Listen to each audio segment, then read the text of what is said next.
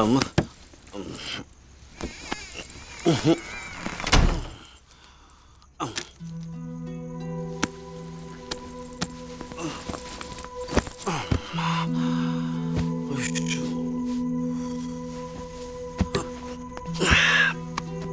பொண்டாட்டி, என் ஆஃபீஸில் என் கொலீக்ஸ் எல்லாம் என்ன நீ இன்னும் 2 வீலர்லேயே வரேன்னு கேட்குறாங்க.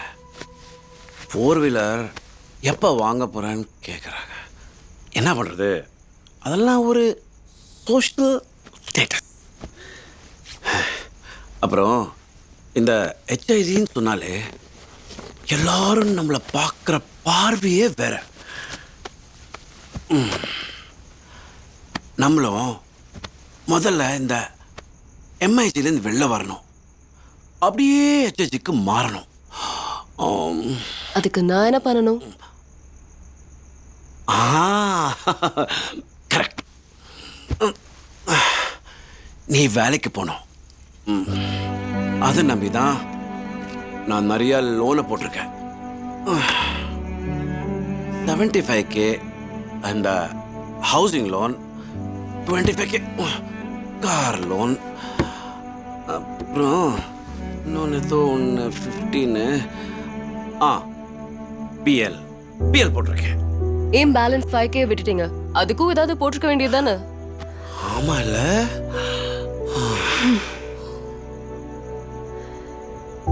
எனக்கு என்ன வேணும்னு கேட்டிருந்தீங்கன்னா யூ ஆர் மை மேன். உங்களுக்கு என்ன வேணுமோ அதை மட்டும் தான் பேசுறீங்க. You are so selfish. பொண்ணுங்க அவங்களுக்காக வாழக்கூடாதா? நான் சம்பாதிக்கணும்னு ஆசைப்பட்டிருந்தா யூஎஸ்ல இருந்திருப்பேன். எப்படி இருக்கேன்னு கேட்கறதுக்கும் பதிலுக்கு நீ எப்படி இருக்கேன்னு நான் கேட்கறதுக்கும் ஆளே இல்லாம வளர்ந்தவனா. இந்தியாவுக்கு வந்ததே ஒரு குடும்பத்துக்கு ஆசைப்பட்டுதான். குடும்பத்துல ஒவ்வொருத்தருக்கும் என்னென்ன பிடிக்கும்னு பார்த்து பார்த்து சமைச்சு போடணும்னு விருப்பப்பட்டேன். அதுக்கு எதுக்கு பொண்டாட்டி? ஆன்லைன்ல ஆர்டர் பண்ணா நேரா சாப்பாடு கொண்டு வந்து வீட்டில் டெலிவரி பண்ணிட்டு போறாங்க. இன்னும் கொஞ்சம் கொடுத்தா ஊட்டி கூட விடுவாங்க. Flight in the rain.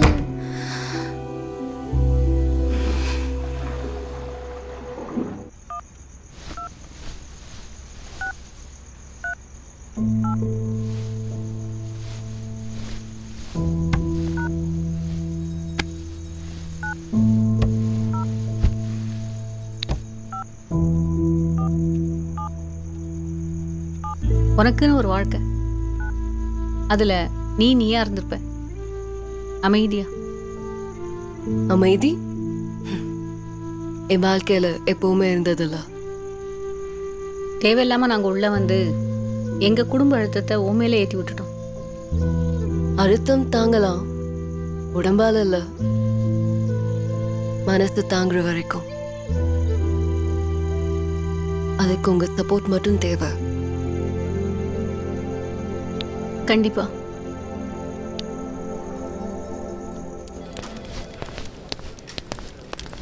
என்ன சீனியர், பேங்க் போயிட்டு வரீங்களா? ஆமாப்பா, இந்த மாதம் செலவுக்கு கேஷ் வித்ட்ரா பண்ணிட்டு வரேன். ஏன் சீனியர், இப்போ தான் எல்லாம் கேஷ்லெஸ் ஆகிடுச்சு. கார்டு இல்லைன்னா யூபிஐ யூஸ் பண்ணலாம்ல, ஈஸியாக இருக்கும். ஈஸியாக தான் இருக்கும், ஆனால் மொத்தமாக கணக்கு பார்க்கும்போது மனசெல்லாம் அப்படி ரொம்ப கஷ்டமாக இருக்கும். அப்படின்னா சொல்கிறேங்க. இப்போது என் கையில் கேஷ் இருக்குன்னு வையேன், அதில் எவ்வளோ செலவாகுது எவ்வளோ மிச்சம் இருக்குங்கிற ஃபுல் கண்ட்ரோல் என் கையில் இருக்கும். அப்போ தான் பணத்தோட அருமை எனக்கு தெரியும். இப்போ நீ சொல்கிற மாதிரி இந்த credit card, debit card, UPI எல்லாம் ஜஸ்ட் நம்பர்ஸ். ஆல்ரெடி நம்ம வாழ்க்கையே நம்பராக போயிட்டுருக்கு. எங்கே போனாலும் ஆதார் நம்பர் என்ன, ஃபோன் நம்பர் என்ன, பின் நம்பர் என்ன, பேன் நம்பர் என்ன, டோக்கன் நம்பர் என்னன்னு டார்ச்சர் படுத்திட்டு இருக்காங்க. இது என் உழைப்புக்கு கிடைக்கிற சன்மானம். இதை நான் அவுட் நம்பர் பண்ண மாட்டேன். ஃபைனலாக ஒன்று, நீ சொல்கிற இந்த கேஷ்லெஸ்லாம் புயல், மழை, வெள்ளம், current cut, internet cut, it's all worthless. So think why. Okay? இவ்வளோ இருக்கா senior? To you, happy birthday to you.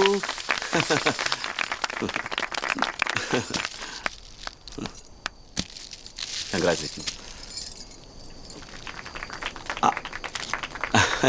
So cute. அப்புறம் மச்சான், மேரேஜ் லைஃப்ல எப்படி போகுது?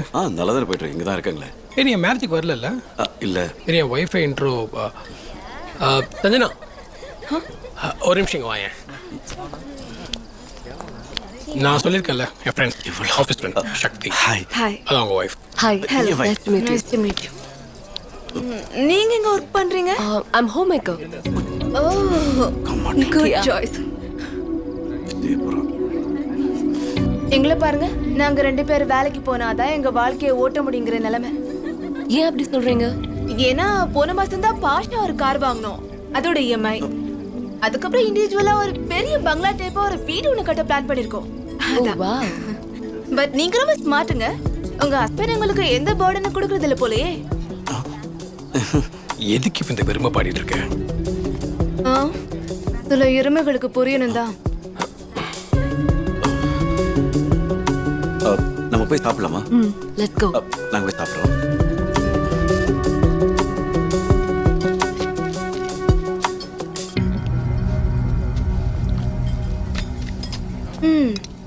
எவ்வளவு கால்குலேஷன்ஸ் போட்டிருப்பீங்க. இது உங்க கட்டிக்க போற ஒய்ஃப ஒரு ஒய்ஃபா பார்க்காம இந்த இஎம்ஐல கட்டுற ஒரு பிசினஸ் பார்ட்னரா மட்டும் தானே பாத்தீங்க. கடைசி லைஃப் விட்டு வேற கணக்கு போட்டுச்சுன்னு பாத்தீங்களா? இதான் விதி. கடைசி வரைக்கும் தனியாவே ஓட வேண்டியதான். So sad for you.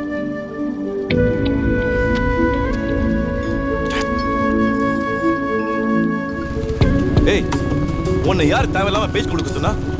பாரு எவ்வளவு எகத்தலமா பேசினா. இது பெரிய ஐடி கம்பெனி வேலை. I am a home maker. அதுல பெருமை வேற. நான் வேற லோன்லாம் எடுத்து வச்சிருக்கேன். இதெல்லாம் எப்படி கட்ட போறேன்? வேலைக்கு போது உனக்கு என்ன பிரச்சனை? நீங்க பண்ணி வச்ச தப்புக்கெல்லாம் என்ன ப்ளேம் பண்ணாதீங்க.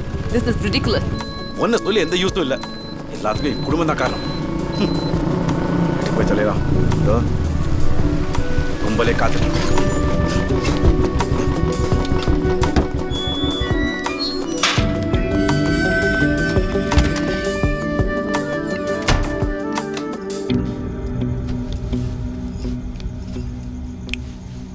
ஏம்மா அவளுக்கு நாளைக்கு ஸ்கூல் இல்லை?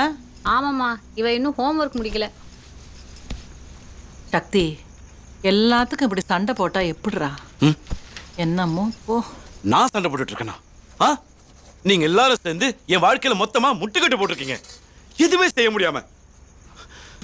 என்ன நீங்க சொல்றீங்களா? நான் ஆரம்பத்துல என் கண்டிஷன் சொன்னா இல்லையா? சொன்னேன்ல. வேலைக்கு போக மாட்டேன்னு சொன்னவல ஏமாத்தி என் தலையில கட்டி வச்சுட்டு இப்போ என்னோட கனவு, லட்சியம், வாழ்க்கை எல்லாமே சூன்யம் பிடிச்ச மாதிரி ஆக்கிட்டீங்க. ஏய், ஞான சூன்யம். படிச்சிருக்கே, ஏதாவது புத்தகத்தனமா பேசுறிய? இருக்கிறத வச்சுக்கிட்டு சந்தோஷமா வாழறத விட்டு இல்லாத நினைச்சு ஏங்கி வீங்கிட்டு இருக்க. என்னத்தை வச்சு வாழ? ஏதோ பெருசா சேர்த்து வச்ச மாதிரி. 2 யானை சண்டை போடும்போது பாறை மேலே ஏறி நின்று ஒதுங்கி வேடிக்கை பார்க்குறவன் தான் புத்திசாலி. குறுக்க புந்து தடுக்கணும்னு நினைச்சான்னு வச்சுக்க, நசுங்கி தான் சாவணும். அந்த மாதிரி தான் வாழ்க்கையும்.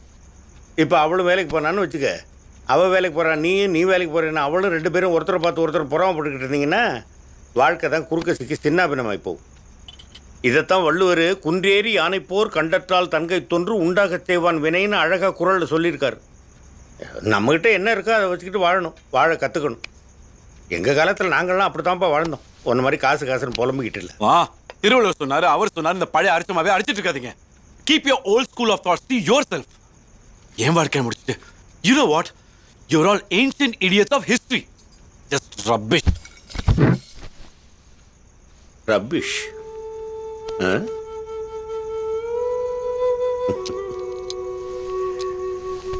This is the problem with this current generation. No patience. Always living in dreams. Wake up. Come to reality. See the society. You have to read a lot of people instead of reading invaluable books to earn money. Or after a certain period of time, you become defunct knowingly or unknowingly. What is it exactly? You can just speculate about your life in future, but you can't confirm it. You are all going only in this way.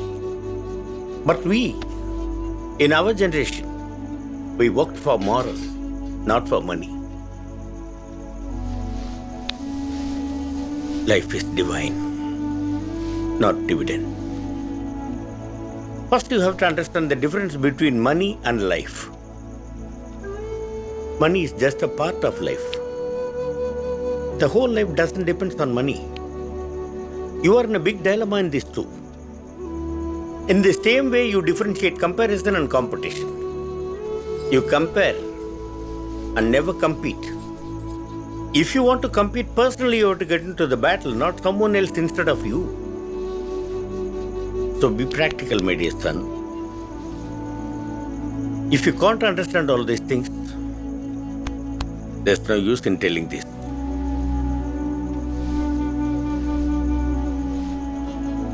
ஒன்று மட்டும் சொல்கிறேன், வயசில் நல்லா நிஜமாக love பண்ணுங்க. அப்போ தான் வயசானதுக்கு அப்புறமா உட்காந்து பேசுறதுக்கு ஒரு 4 நல்ல வார்த்தையும் வாழ்ந்த வாழ்க்கைக்கு ஒரு அர்த்தமும் இருக்கும். இதெல்லாம் இல்லாமல் வெறும் பணக்காசை மட்டுமே வச்சு வாழ்க்கையை தள்ளிட்டு போகலான்னு நினச்சிங்கன்னாக்கா your life will become rubbish.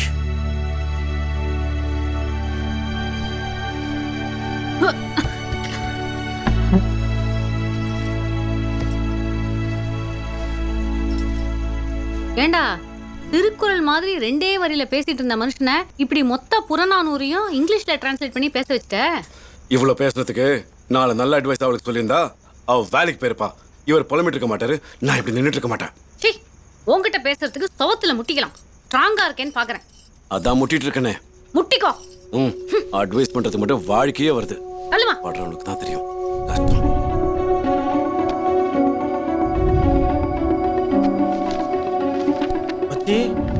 ஒரு தடவைக்கு 2 தடவை நல்லா யோசிக்கோ. 100 தடவை யோசிச்சுட்டேன். வேலைக்கு போக மாட்டேனா?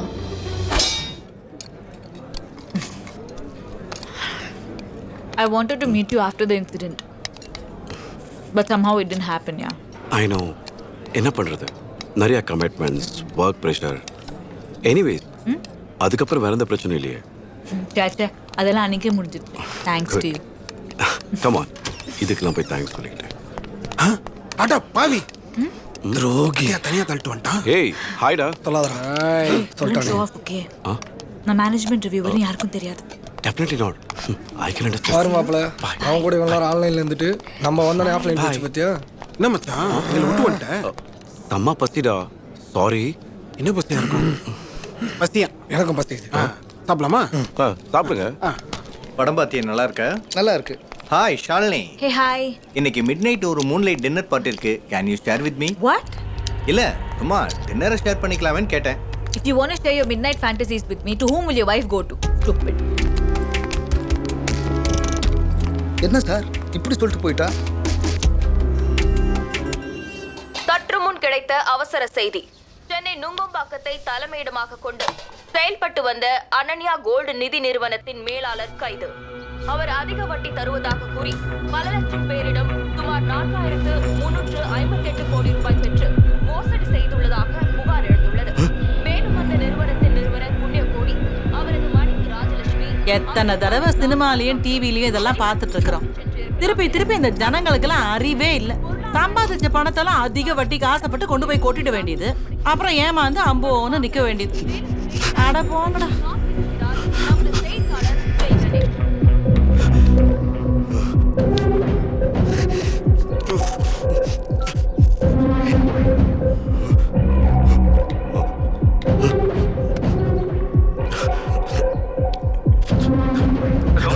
மச்சான், என்னடா இது நியூஸ்? ஆமாடா, நானும் பார்த்தேன். நீ அது பேசுனியா? இல்லடா, போனே போல. ஆள் அஸ்கோர் ஆயிட்டு நினைக்கிறேன். பயமா இருக்குடா. பயப்படாத மச்சான். எங்க போயிட போறான் கண்டுபிடிச்சிடலாம். பதட்டப்படாத. யோசிப்போம், யோசிச்சு முடிவு பண்ணுவோம். நீ ஆபீஸ்க்கு வா, பேசிக்கலாம். நீ ஆபீஸ்க்கு வா. நான் இப்ப ஆபீஸ்க்கு வரேன்.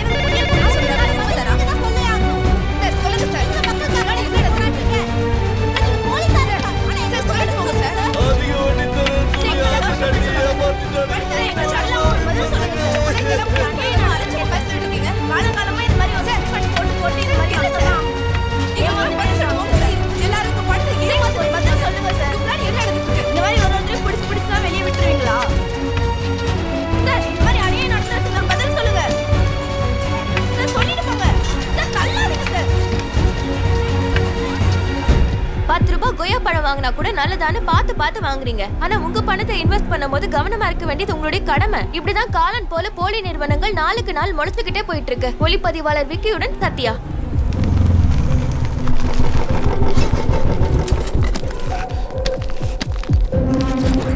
என்ன ப்ரோ இப்படி ஆயிடுச்சு? நான் அப்புறம் பேசுறேன். Excuse me.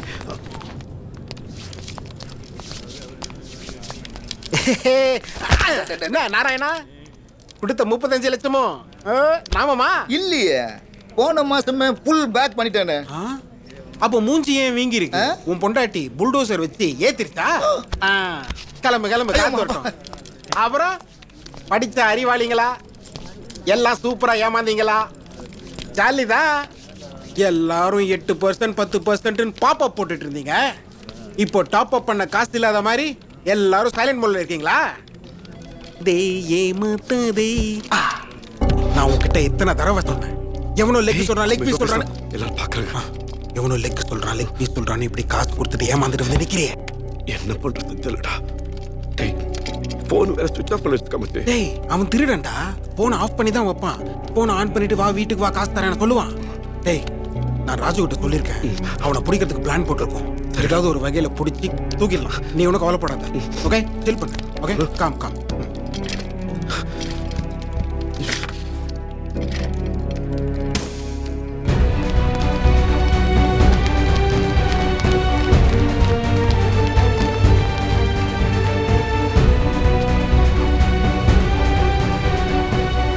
இன்னும் 3 வருஷம் உங்க சீனியர்ஸை விட நீங்க பெருசா சம்பாதிக்கலாம்.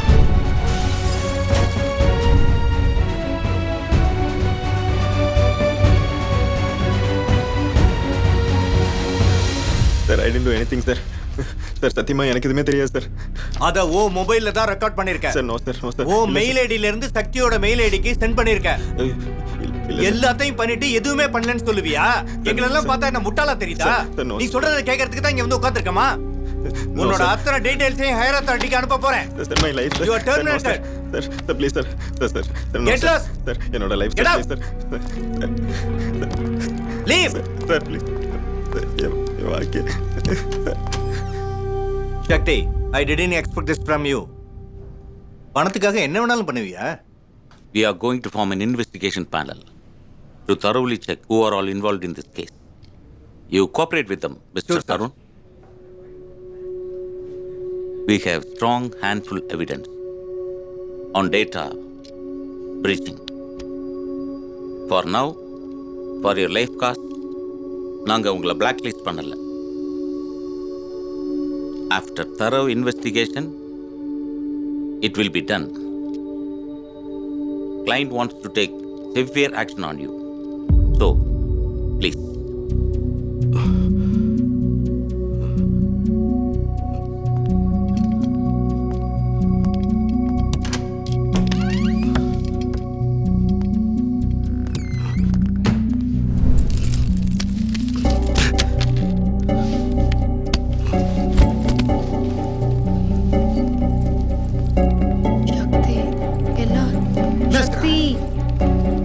கேளுங்களேன்டா.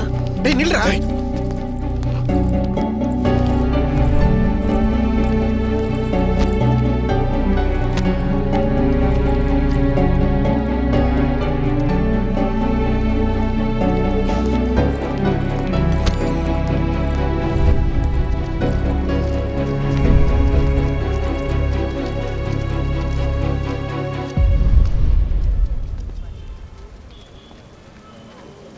அங்கிள், என்னம்மா? இது ஏன் ஸ்டோர் ரூம்ல இருக்கு? இதுல தான் எங்க காதல் கதையே இருக்கு. லவ் ஸ்டோரியா? ஆமாம்மா. அப்பா, உங்க லவ் ஸ்டோரியை சொல்லுங்களேன். நான் வெள்ளை காகிதமாக இருந்தேன். அவள் என்மேல் ஏதேதோ கிறுக்கினாள். இப்போது நான் நானாக இல்லை. இரவும் பகலும் கழுத்தை கட்டிக்கொண்டு இறங்க மறுக்கும் குழந்தை போல் இருக்கிறது அவளது நினைவு. நாம் எதிர்பார்த்த போது கிடைக்காத காதல் பிறகு எப்போது கிடைத்தாலும் மகிழ்ச்சி தருவதில்லை. நாட்கள், வாரங்கள், மாதங்கள், வருடங்கள் இவையெல்லாம் கடந்து போனாலும் மாற்றங்கள் நிகழலாம். ஆனால் என்றும் மாறாதது அவளின் நினைவு. மனதுக்கும் மறதி உண்டாம். அதனை பொய்யாக்கி போனது அவளின் காதல். ஏனென்றால் எந்த விஞ்ஞானமும் கண்டுபிடிக்காத உயிரின் நிறம் காதல். என் உயிரே அவள்தான். இந்த கவிதை என்ன கவிஞனாக்கல, அவளுக்கு காதல் நாக்கிடுச்சு. நான் ஃபர்ஸ்ட் இயர் பிஎஸ்சி பிசிக்ஸ், அவர் BA Tamil literature final year. ஒரு நாள் தனியா வந்தா, வெண்ணையோட சரஸ்வதி மாதிரி அழகு அழகு, அப்படி ஒரு அழகு. கொடுவே இளையராஜா இசை. நான் அப்படி பார்த்துக்கிட்டே இருந்தேன். கொஞ்சம் என் பார்வையிலேருந்து ஒதுங்கித்தான் போய் என் கண்ணை சிமிட்டிக்கிறேன்னாரு. அப்போ என் கையில இருக்கிற வீணையிலேருந்து நான் மீட்டாமலேயே நாதம் வர ஆரம்பிச்சிடுச்சு. வேற எதுவுமே யோசிக்கல, ஐ லவ் யூன்னு சொன்னேன். எங்க காதல் கல்லூரியை தாண்டி காத்துல கலந்து 2 பேர் வீட்டுக்குள்ளே நுழைஞ்சது. காதலை பிரிக்க நம்ம ஊர்ல காரணமா இல்ல, தடுக்கி விழுந்த 1000 காரணம். எங்க காதலை பிரிக்கிறதுக்கும் 1000 காரணம் இருந்துச்சு. படிப்பு, ஜாதி, அந்தஸ்து, பணம், அப்படி இப்படின்னு அடுக்கிக்கிட்டே போலாம். அப்படியே நின்னு போச்சு. அவரோட குரலை கேட்கல, அவர் பார்வை என் மேல படல. வெட்ட நிறைய கோடாலிகள். எங்க அப்பா அம்மாட்ட சொன்னாரு, அது வெறும் புலன் மயக்கம், கொஞ்ச நாள்ல தெளிஞ்சிடும்னு. அவங்களுக்கு புரியல, காதலுங்கிறது புற அழகுக்கும் காமத்துல வர உணர்ச்சிக்குமானது இல்லைன்னு. எங்க அம்மா இவரை பார்க்க வந்தாங்க. இவங்க வீட்டுல யாருக்குமே இஷ்டம் இல்லை. 7 வருஷம் 3 மாசம் 9 நாள் கழிச்சு இவரை பார்த்தேன்.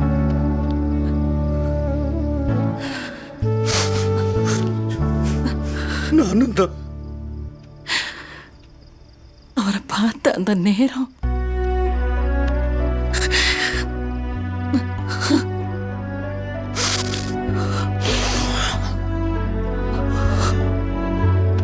ஒரு வழியா வேறொரு ஊர்ல கோயில் எங்க கல்யாணம் நடந்தது. என் மேல உள்ள காதலை மட்டுமே நம்பி என் கூட வந்தா. அங்கேருந்து வந்ததுக்கு அப்புறம் எங்க வாழ்க்கையே வேற. அன்னையிலிருந்து இவ மேல என் கையே படல. அம்மா, எனக்காக ஒரு தடவை. ஆண்டி ப்ளீஸ், எனக்காக. பாட்டி ப்ளீஸ்.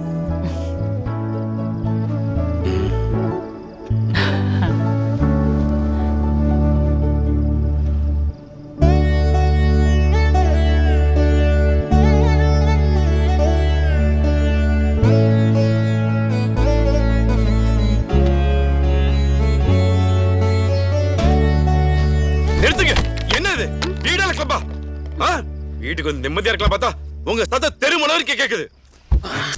வயசுக்கு அறிவு வேணா. டேய், அப்பாவும் அம்மாவும் எப்படி லவ் பண்ணாங்கன்னு கேட்டுட்டு. ஆமா, ரொம்ப முக்கியம். அவனுக்கு ஆபீஸ்ல என்னென்னமோ பிரச்சனை, இங்க எனக்கு வீடே பிரச்சனை. ஏன்டா உங்களுக்கு பிறந்தோன்னு இருக்கு. டேய், ஏன்டா இப்படிலாம் பேசுற? நீ கொஞ்சம் பேசாம இருக்கியா? எங்க என்னாச்சு உங்களுக்கு? ஒண்ணும் ஆலமா, ஒண்ணும் ஆல, நத்திங். இது வரைக்கும் நடந்தது எல்லாமே நல்லாவே நடந்தது. இனிமே நடக்க வேண்டியது எல்லாமே ரொம்ப நல்லாவே நடக்கும். டேய் சக்தி, என்னடா என்னலாமோ பேசிட்டு இருக்க? ஐயோ, உங்க எல்லார்கிட்டயும் நான் கையெடுத்து கெஞ்சி கேட்டுக்கிறேன். இப்படி பேசி பேசிதான் என் வாழ்க்கையை நாசனம் ஆக்கிட்டீங்க. நான் தனியா இருந்துக்கிறேன். என்கிட்ட யாரும் பேச வேண்டாம். என்ன விட்டுருக்க ப்ளீஸ். வாடி.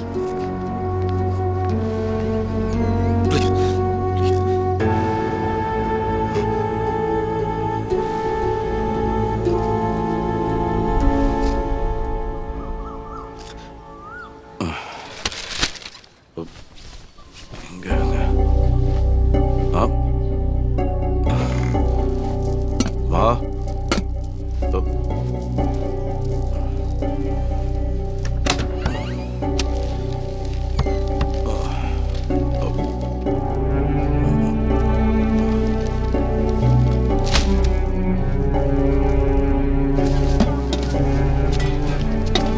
அடே ஒட்டி.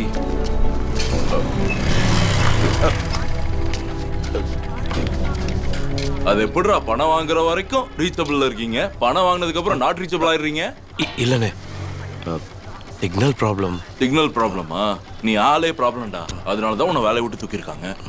எங்க அண்ணன் உட்காந்து கொடுத்த பணத்தை இப்படி நடந்து போய் வாங்குற பழக்கம் கிடையாது. வீட்டுல பொம்பளைங்க இருக்காங்கல்ல, எங்க பசங்களுக்கு பொருளை தூக்கி பழக்கம் இல்ல, பொம்பளைங்களை மட்டும்தான் தூக்கி பழக்கம். இன்னும் 2 நாள் பணம் வரணும், புரிஞ்சுதா? இதான் கடைசி. ஏறுன வேற ஏறா.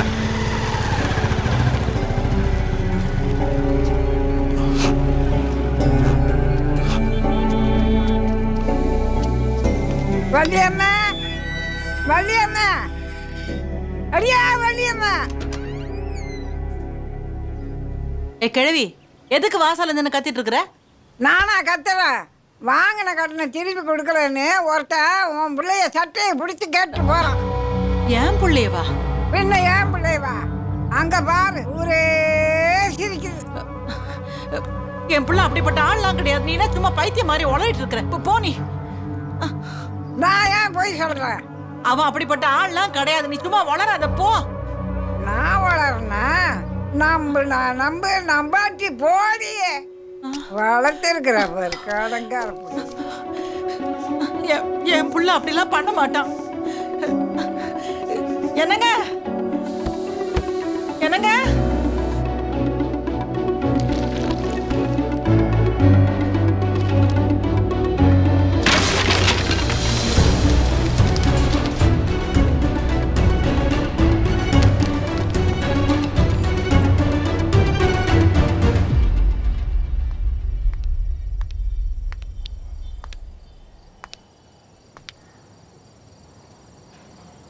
ஏதாவது ப்ராப்ளமா ஆஃபீஸில்? சொன்னா அப்படியே என் ப்ராப்ளம் சரி பண்ணிடுவீங்களோ? இல்லை, 2 டேஸாக உங்கள் ஆக்டிவிட்டீஸை வாட்ச் பண்ணிட்டு இருக்கேன். ரொம்பவே ரெஸ்ட்லெஸ்ஸாக இருக்கீங்க.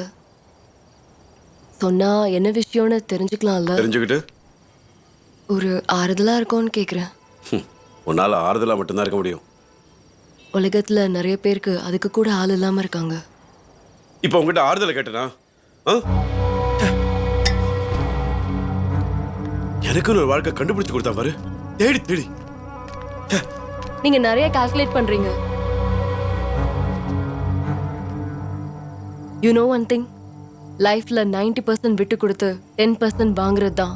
ஏன்னா அவ்வளவுதான் வரும்.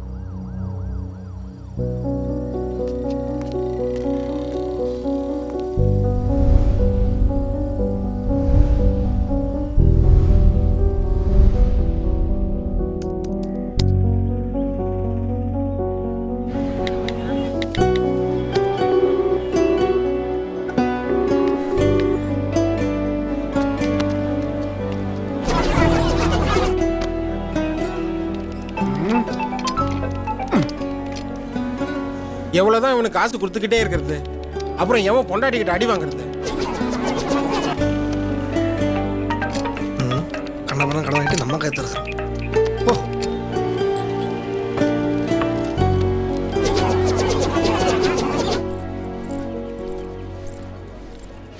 வேலைக்கு போறேன். சமையல் ஏதாவது ஆச்சா? ஆன்லைன்ல ஆர்டர் பண்ணிக்கோங்க.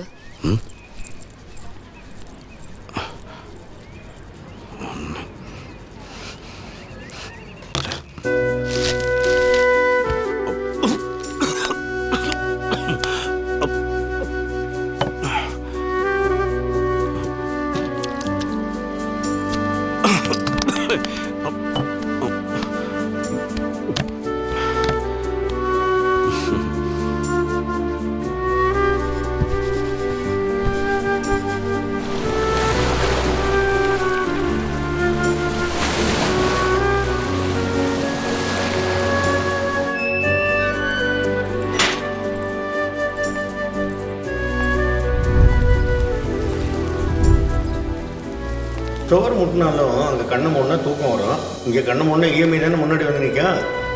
இந்த காலத்து பசங்களுக்கு பிடிச்சிருக்கிறதுக்கும் தேவையானதுக்கும் வித்தியாசம் தெரியல. எங்க பசங்களுக்கு பொருளை தூக்கி பழக்கம் இல்லை, பொம்பளைங்களை மட்டும்தான் தூக்கி பழக்கம். இன்னும் 2 நாள் பணம் வரணும். உங்க கட்டை ரொம்ப வீக்கா இருக்கு. இப்ப வடக்கு பார்த்த வீட்டை இப்ப நீங்க கிழக்குக்கு மாத்தணும். கால் வருது. ஹலோ, என்ன? சரி, என்னமோ பண்ணுங்க. என்னவா? உங்க தம்பி வீடை மாத்த சொல்றாரு. வாஸ்து சரியில்லையா? யாரு போன்ல? அவரோட ஃப்ரெண்ட். ஏன் இப்படி ஆயிட்டான் ஒண்ணுமே புரியல.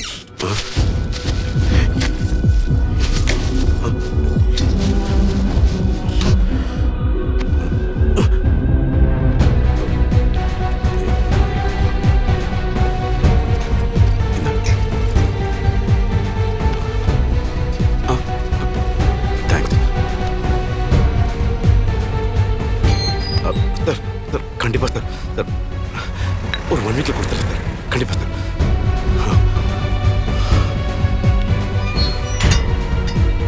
ஏய் காசு வாங்கினா திரும்ப தர மாட்டே. ஏடா எத்தனை வாட்டி வீட்டாண்ட வந்திருப்ப? காசு கொடுக்கானே. ஒரு வாட்டி போன் பண்ணி எடுக்க மாட்டியா? ஊர்ல இருக்கிறவங்களுக்கெல்லாம் உங்க அப்பா கூப்பிட்டு அட்வைஸ் பண்றான். கடன் வாங்க கூடாதுன்னு உங்க அப்பா சொல்லி வளர்க்கலையா? காசு எப்ப கொடுப்ப? பணத்தை எப்படா கொடுப்ப? ஏண்டா புறம்போக்க கடன் வாங்கிட்டு ஊட்ட மாத்தி ஓடி போயிட்டா கண்டுபிடிக்க முடியாது நினைச்சீங்க? சக்தி காசு எப்படா திரும்ப தருவ? மச்சான் என் பொண்டாட்டி தொல்லை தாங்க முடியலடா. இட்டிக்கிட்டே இருக்கா. ஏண்டா வட்டி கொடுக்க மாட்டியா? அசலும் கொடுக்க மாட்டே, வட்டியும் கொடுக்க மாட்டே. எப்படிடா? ஷோரூம்ல இருந்து கால் பண்றோம். நீங்க கேட்ட மாடல் அவைலபிளா இருக்கு. சார் நீங்க எப்போ புக் பண்ண வரீங்க? தம்பி சொன்ன டைம் காசு கொடுக்கல அப்புறம் வேற மாதிரி ஆயிடும். எப்ப கொடுப்ப? காசு எப்ப கொடுப்ப? நீங்க இஎம்ஐ கட்டி நாளை 8 ஆக்குறது 8 16 ஆக்குறது எங்களுக்கு தெரியும். முதல்ல காசை வை.